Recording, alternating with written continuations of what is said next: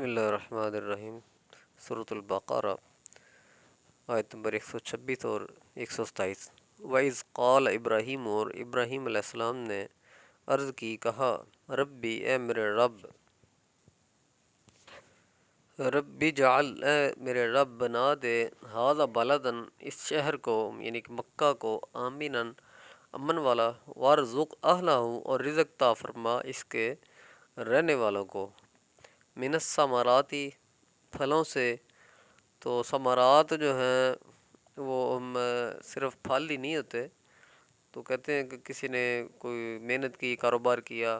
یا فیکٹری لگائی یا کوئی بھی کام کیا، عبادات کی یا کوئی کچھ بھی کیا، تو اس کا کہتے ہیں اس کا ثمرہ مل گیا۔ تو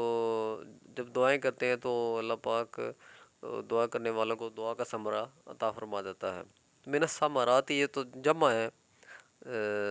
ثمر ان کی۔ من آمنا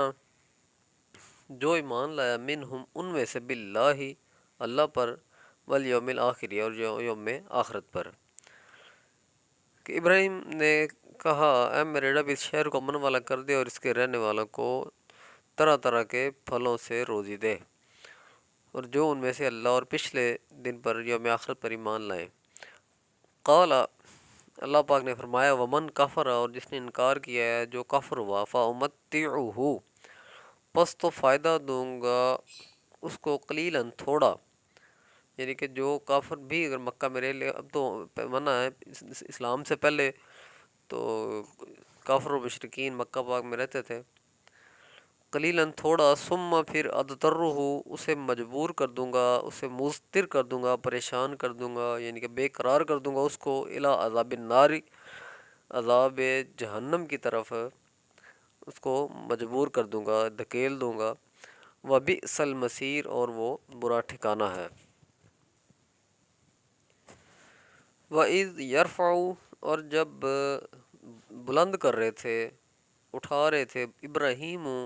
القواعد ابراہیم علیہ السلام بنیادیں، من البیتی اللہ پاک کے گھر کی، و اسماعیل اور اسماعیل علیہ السلام، جب ابراہیم اور اسماعیل علیہ السلام اس گھر کی بنیادوں کو بلند کر رہے تھے، تو ربنا تقبل منا، تو انہوں نے کہا، اے ہمارے رب، تقبل منا تو قبول فرما ہم سے، انکا انت السمیع العلیم بے شک تو ہی سننے والا اور جاننے والا ہے۔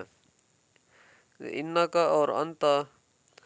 یہ مطلب آیا، تو اس کو ہم پڑھیں گے تو ہی، بے شک تو ہی سننے والا اور جاننے والا ہے۔ تو اس میں حضرت ابراہیم علیہ السلام کی دعاؤں کا ذکر ہو رہا ہے۔ تو پہلے آپ نے دعا کی کہ مکہ کو امن والا بنا دے اور پھلوں سے نواز دے اس کے رہنے والوں کو، اور یہاں پہ دعا کی کہ ربنا تقبل منا، کہ ایک نیک عمل کیا ہے، نیک عمل کرنے کے بعد انہوں نے دعا کی کہ اس سے ہم سے قبول فرما،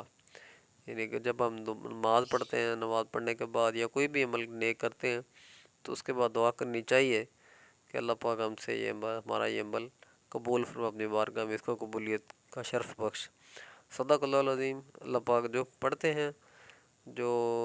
ایک دوسرے کو سمجھانے کی کوشش کرتے ہیں، تو اللہ پاک ہمارا یہ بھی عمل اپنی بارگاہ میں قبول فرمائے۔